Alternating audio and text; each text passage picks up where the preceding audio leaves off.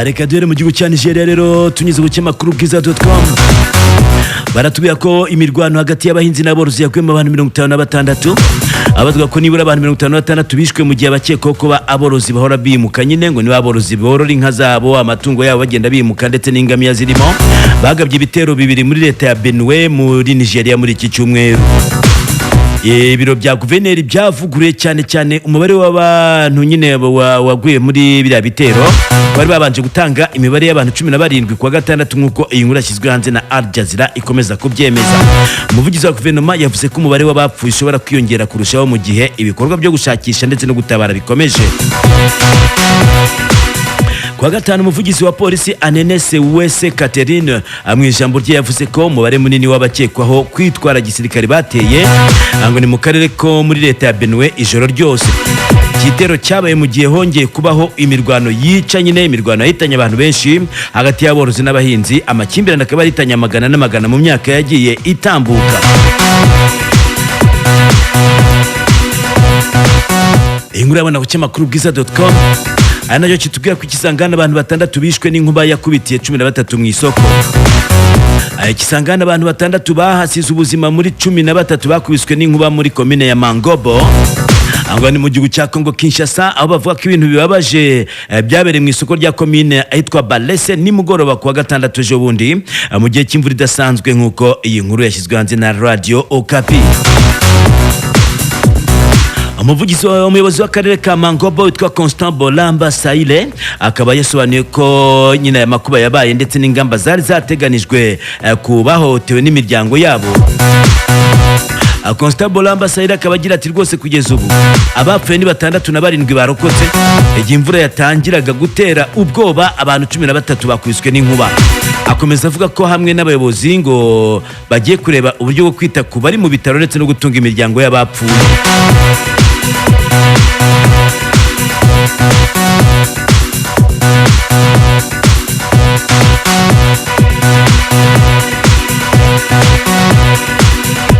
Uyu muntu uko mukanya yabikubwiraga rero yakoresha ibirori bikomeye. Ndabona yamanitse icyapa kinini hariho ifoto ye afite isakoshi, inyuma hari indege nini cyane.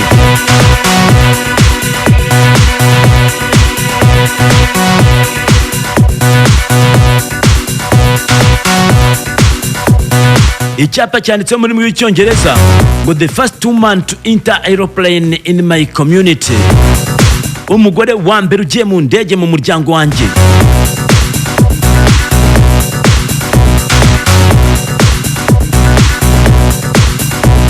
Inkuru natebana ku kinyamakuru bwiza.com tubwira ko yakoresha umunsi mukuru nyuma yo kuba uwa mbere mu gace ke winjiye mu ndege. Abo bagira ati mu buryo butamenyerewe umugore muri Nigeria yakoze ibirori bikomeye nyuma yo kugera ku nzozi ze zo kwinjira mu ndege bwa mbere mu buzima.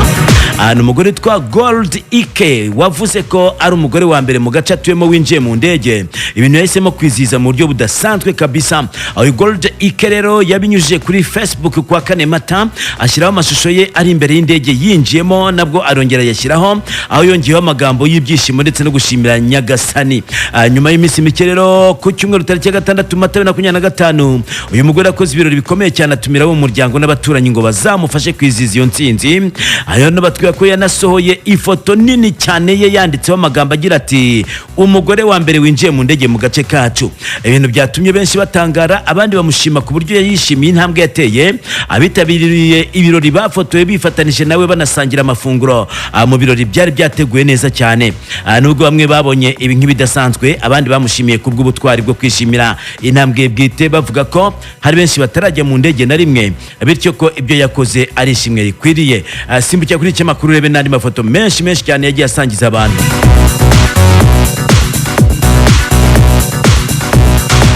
Ubuholandi bwo bwafunze ambasade zabwo mu bihugu bitandukanye harimo n'igihugu cy'u Burundi. Guverinoma y'u Burundi yatangaje ko yafunze ambasade z'iki gihugu mu bihugu byo hirya no hino ku isi harimo n'igihugu Burundi. Ubuholandi bwemeje amakuru biciye mu ibaruwa minisitiri wabwo w'ububanyi n'amahanga Gaspar Veldkamp ayandikiye inteko ishinga amategeko. Muri iyo baruwa yagize ati ndashaka gufunga za ambasade 5 na za konsula 2 muri rusange, iy'Ubujumbura mu Burundi, Havana muri Cuba, Juba Sudani y'Epfo, Tripoli muri Libya, Yangon muri Myanmar ndetse na konsula ya Antwerp mu gihugu cy'Ububiligi na konsula ya Rio de Janeiro. Angwa ni muri Brazil. Ubuholandi bwafashe kiriya cyemezo mu rwego rwo kugabanya ingengo y'imari bwari busanzwe bukoresha aho bufite gahunda yo kuzigama abarirwa muri miliyoni z'amadolari zigera muri 25. Leta y'Ubuholandi ifite gahunda yo kugabanya 25% by'ingengo y'imari guverinoma y'iki gihugu yageneraga za ministeri zitandukanye. Iki gihugu kikaba cyafunze ambasade yacyo i Bujumbura mu gihe cyari mu bya mbere biha Uburundi amafaranga menshi cyane y'inkunga.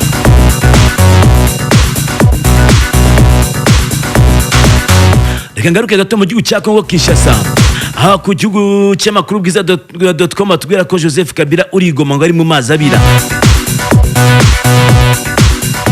Leta ya Repubulika ya Demokarasi ya Kongo yatangaje ko igiye gutangira kurikirana mu nkiko Joseph Kabila Kabange wahoze ari perezida w'icyo gihugu hanyuma yo kumushinja ubugambanyi bwo ku rwego rwo hejuru.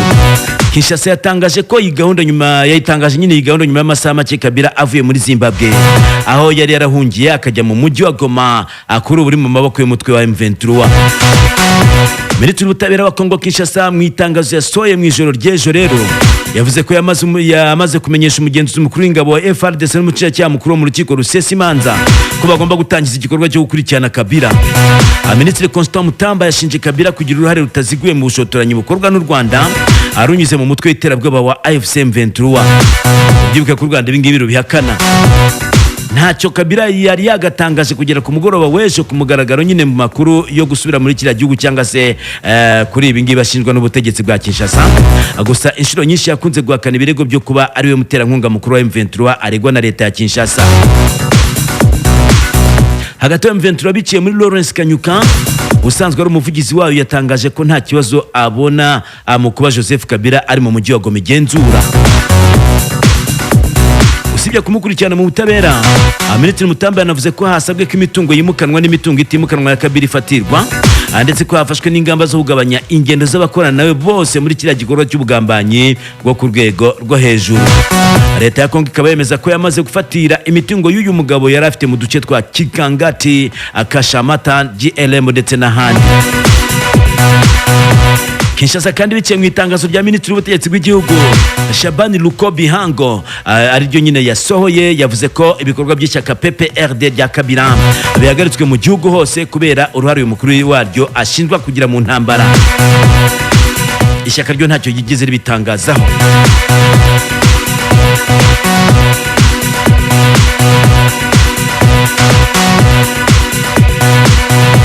N'amakuru asohotse mu itangazamakuru bitandukanye dusimbukire mu gihugu cya Benin. Icy'amakuru Tarifa Kadomo Rawa kiratubwira ku ishami rya Al-Qaeda ryishe abasirikare 70.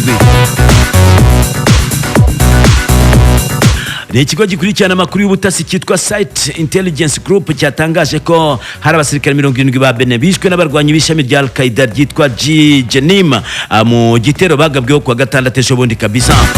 Yaba Benin yaba Togo bituranye byombi ni bihugu muri iki gihe byugarijwe n'ibitero by'abarwanyi b'imitwe y'iterabwoba imwe ishamikiye kuri Al-Qaeda. Iyo mitwe ifite indiri mu majyaruguru y'ibihugu bigize cyitwa Sahel. Ibiro ntaramakuru by'Abongereza Reuters bikaba bitangaza aya makuru nyine byatangaje amakuru bwa mbere. Ntabwo byashoboye kuvugana nabo ku ruhande rw'abavugwaho iterabwoba ngo bagire icyo bavuga kuri aya makuru yabavuzweho. Sahel ni ahantu abahanga mu by'ubumenyi bw'isi bavuga ko hagabanya igice cyegereye Sudani gifite ahantu haherereye n'igice kinini cy'ubutayu bwa Sahara. Ibihugu bigize aka karere ni Burkina Faso, Cameroon, Chad, Gambia, Guinea, Mauritania, Mali, Nigeria ndetse na Senegal.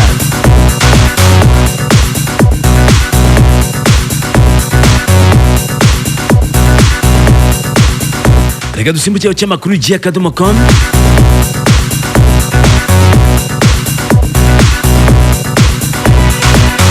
Vice President wa Leta Zunze Ubumwe za Amerika yasuye Vatican haganirwa ku bibazo by'abimukira. Hano batwa ko Vice President wa Leta Zunze Ubumwe za Amerika J.D. Vance yahuye n'abayobozi bakuru ba Kiliziya Gatolika i Vatican baganira ku bibazo bitandukanye byiganjemo iby'abimukira ndetse n'uburyo ubuyobozi bwa Donald Trump bukomeje kwitwara muri icyo kibazo. N'uruzinduko J.D. Vance agiriye Vatican nyuma y'uko mu minsi yashize Papa Francisco yanenze uburyo ubutegetsi bwa Trump bwari buri kwirukana abimukira bimukiye muri Amerika binyuranije n'amategeko, agaragaza ko ari gukemura ikibazo uteza ikindi. Vatican yatangaje ko muri ibyo biganiro Kiliziya Gatolika na Amerika byaganiriye ku bibazo bihangayikishije by'abimukira, impunzi ndetse n'imfungwa. J.D. Vance usanzwe ari umukristo gatolika yasuye Roma we n'umuryango we anitabira misa yo kuwa gatanu mutagatifu yabereye muri Bazilika yitiriwe Mutagatifu Petero iherereye hariya i Vatican. Ibiganiro byabaye mu gitondo cyo kuwa 19 Mata aho J.D. Vance yahuye n'umunyamabanga mukuru wa Vatican Kardinali Pietro ndetse na Minisitiri w'Ububanyi n'Amahanga Musenyeri Paul Garaga. Ntabwo biramenyekana niba umuyobozi yabashe guhura n'umushumba Kiliziya Gatolika ku isi Papa Francisco, gusa bikaba byavuga ko atameze neza.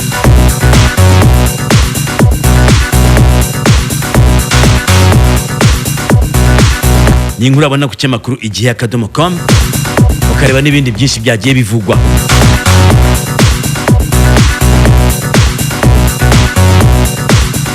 Muri Amerika umugabo wiyitaga Yezu akanita n'Imana nyine yarashwe na polisi. Wayne Falls w'imyaka 34 wo muri leta ya Florida muri leta z'ubumwe za Amerika yarashwe n'inzego z'umutekano hasiga ubuzima nyuma yo gushyamirana n'ababyeyi be no kuvuga amagambo agaragaza ko ari Yezu ndetse bakaba n'Imana. Kwa 18 Mata 2025 Wayne Falls nibwo yarashwe na polisi ubwo yajyaga gutabara aho uyu mugabo yari yateje umutekano muke. Mu kiganiro n'itangazamakuru umuyobozi wa polisi mu gace ka Polk muri Florida witwa Grady Jude yatangaje ko uyu musore yari yabanje kujyana amakimbirane akomeye n'ababyeyi be. Yavuze ko Falls yakubise nyina akoresha imbunda ndetse ko ubwo se yagerageza gutabara Falls nawe yahise amukubita hasi amubaza ati urashaka gupfa uyu munsi? Niba ushaka kubaho nsaba imbabazi. Falls yahise atafungirana ababyeyi be mu nzu abambura telefone zabo.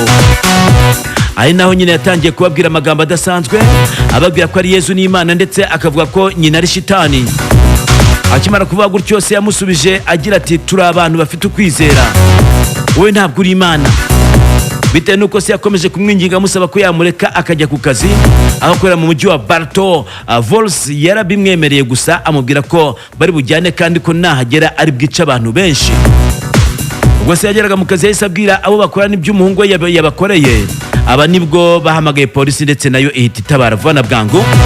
Polisi cyagera yasanze Falls ari kugenda imbere y'inyubako ubwo bamusabaga guhagarara ahita yiruka ndetse atangira kurasa imodoka y'abapolisi. Uyu muyobozi wa polisi yavuze ko Falls yarashe imodoka yabo hagati y'amasasu 7 n'8 ndetse akomeretse abapolisi 2. Polisi yahise imurasa gusa ajyanwa kwa muganga aza gupfa nyuma y'iminota mike yahageze. Polisi yatangaje ko uyu mugabo yari asanzwe azwiho gukoresha ibiyobyabwenge kandi ko abikekwa ko aribyo byamuteye gukora ibyo yakoze. Mu gihe abapolisi 2 yarashe bakiri gukurikiranwa n'abaganga.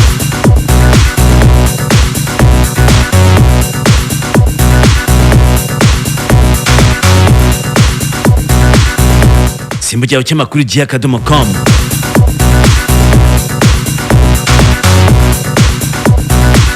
Israel ngo yabiri mu mugambi wo kugaba ibitero kuri Irani.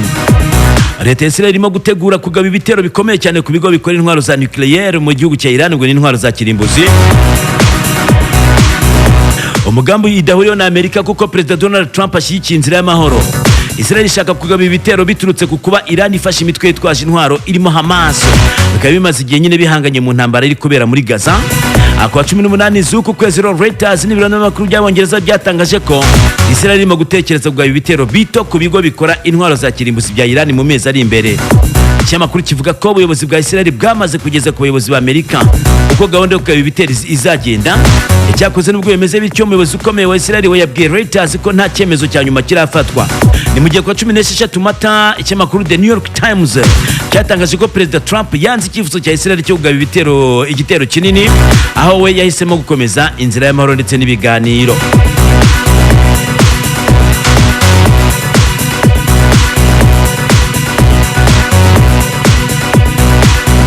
Inkuru ikomeje kugarukaho mu binyamakuru bya hano mu Rwanda ni inkuru ijyanye n'uwitwa Kirimo Benecyo hanze ibendera ry'igihugu ikirangantego ndetse n'inoti ya 5 akaba yaritabye Imana. Iyi nkuru ndayibona ku cyamakuru Umuryango batubwira ko Kirimo Benecyo Alphonse umwe mu banyabugeni b'abahanga u Rwanda rwagize mu mateka atakiri ku isi yitabye Imana mu rukerera rwo kwa gatandatu ejo bundi ku myaka 66 y'amavuko. Abavuga ko ari we wahanze byinshi mu birango bikoreshwa mu gihugu magingo aya kuva ku ibendera ry'igihugu ikirangantego inoti z'amafaranga zimwe na zimwe ndetse n'ibiceri.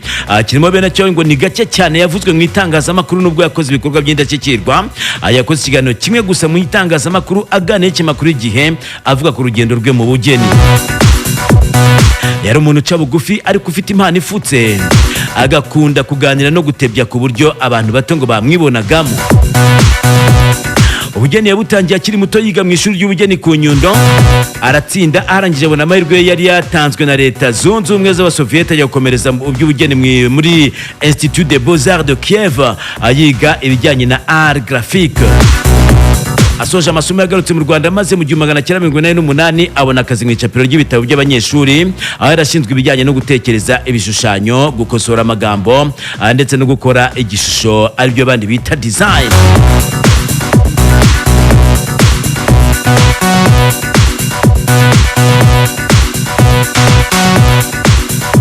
Wajya gucya makuru umuryango.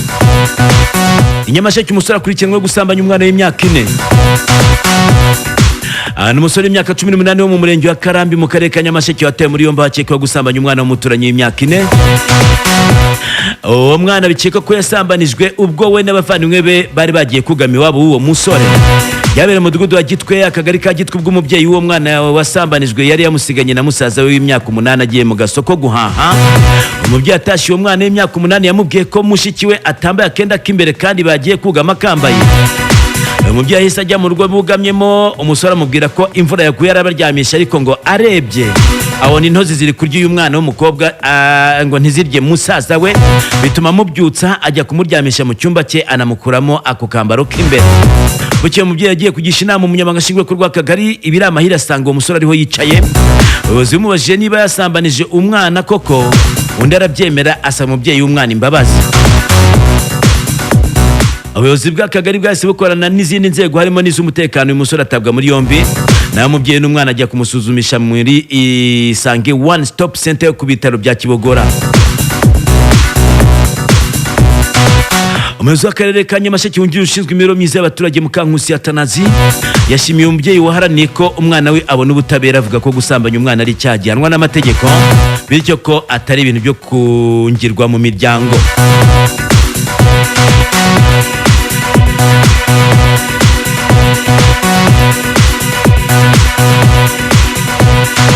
Hanyuma tugiye gucya amakuru imvaho nshya. Kiratuga ko imuhango uyu muntu yafashwe n'abanyerondo amaze kwica umugore we. Shimimana Emmanuel imyaka 38 yatewe muri yombi n'abanyerondo bo mu mudugudu wa Rugarama akagari ka Gifunga, umurenge wa Nyamabuye mu karere ka Muhanga, abamukekaho kwica umugore we rero Umugwaneza Julienne w'imyaka 32. Mu rukera rwo ku munsi wese ku cyumweru tariki 20 Mata, abari ku irondo batabajwe na Biziyaremye Colonel w'imyaka 58 kuko baba mu nzu ze bakodesha. Abaturanyi ba Biziyaremye bahamya ko nabo babimenye batabaye. Bizimana watabaje avuga ko uwo mugore n'umugabo babyaranye abana 2 barwanaga. Umwe mu baturanyi rero ati dutabaye nyiri iyo nzu witwa Biziyaremye Colonel wumvise barwana agahamagara irondo ry'umwuga ariko ryahageraga ariko asanga Shimimana amaze kwica umugore we. Undi muturage utuye mu mudugudu wa Rugarama avuga ko nyakwigendera yaramaze iminsi mike agarutse mu rugo kuko yari yarahukanye, ndetse ngo kuwa gatandatu yari yiriwe asangira n'umugabo we mu kabari. Umunyamabanga nshingwabikorwa w'umurenge wa Nyamabuye Shimimana Jean Claude yemeza aya makuru y'urupfu rwa Mugwaneza kandi ko we n'umugabo we wamwivuganye ngo bari biriwe banasangira inzoga. Wajya gucya amakuru imvaho nshya.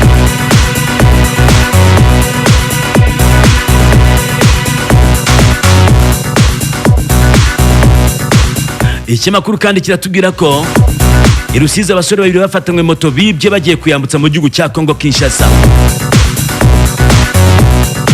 Niyonzima Eric imyaka 23 ndetse na Bizimungu Pacifique imyaka 37 bafungiye kuri station ya Ribu ya Kamembe.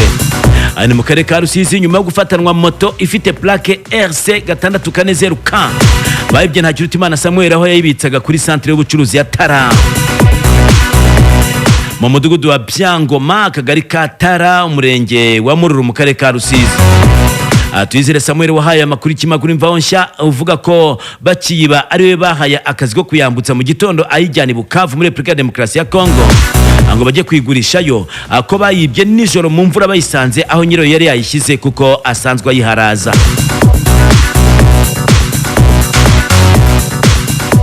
Agira ati kuko basanzwe bambutsa amagendo nijoro bazijyana Bukavu muri Kongo.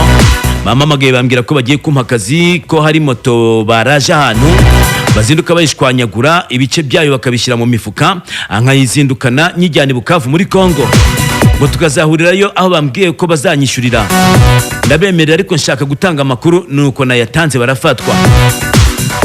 Undi muturage kuri centre y'ubucuruzi ya Tara moto rero yari yibweho, nawe yabwiye ikinyamakuru Imvaho Nshya ati bariya basore barazwi muri uyu murenge wa Mururu ko ari ibihazi byananiranye, abitunzwe no kwambutsa amagendo n'ubujura, akaba n'igihe biteza umutekano muke muri iyi centre y'ubucuruzi.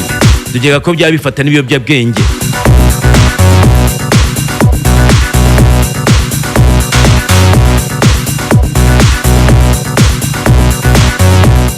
Tugarutse ku cyamakuru umuryango kiratuga ko Minisitiri Nduhungire yari mu gihugu cya Pakistan. Minisitiri w'Abanyamahanga w'u Rwanda Ambasaderi Nduhungire Olivier ari mu gihugu cya Pakistan mu ruzinduko rw'akazi rw'iminsi 3, aragomba gusiga hatashwe ambasade y'u Rwanda muri kiriya gihugu. Ibi ni byatangajwe n'umuvugizi mu biro bya Minisitiri w'Abanyamahanga muri Pakistan, aho yavuze ko Nduhungire yageze Islamabad kuri tariki ya 20 Mata bwo hari ku munsi w'ejo. Ku kibuga cy'indege Minisitiri Nduhungire yakiriwe n'abayobozi barimo Minisitiri w'Abanyamahanga ushinzwe Afrika muri Pakistan, uhagarariye u Rwanda muri kiriya gihugu ndetse n'abandi batandukanye. Biteganijwe ko muri uruzinduko Nduhungire yazagirana ibiganiro na Minisitiri w'Intebe wungirije, akaba ari nawe ushinzwe ububanyi n'amahanga muri Pakistan witwa Ishaq Dar. Azanajyana ibiganiro n'abandi ba Minisitiri batandukanye muri kiriya gihugu. Bikaba byari binateganijwe kandi ko Minisitiri Nduhungire azitabira umuhango wo gufungura ku mugaragaro ambasade y'u Rwanda muri Pakistan iherereye mu murwa mukuru Islamabad. Uruzinduko nirwo rwa mbere Minisitiri Nduhungire agiriye muri Pakistan nyuma y'aho ibihugu byombi bifunguye ambasade. Bikaba byitezwe ko ruzafasha guteza imbere imibanire ndetse n'imikoranire mu nzego zitandukanye, zirimo iz'umutekano, ubucuruzi, ubuzima, uburezi ndetse n'izindi zitandukanye.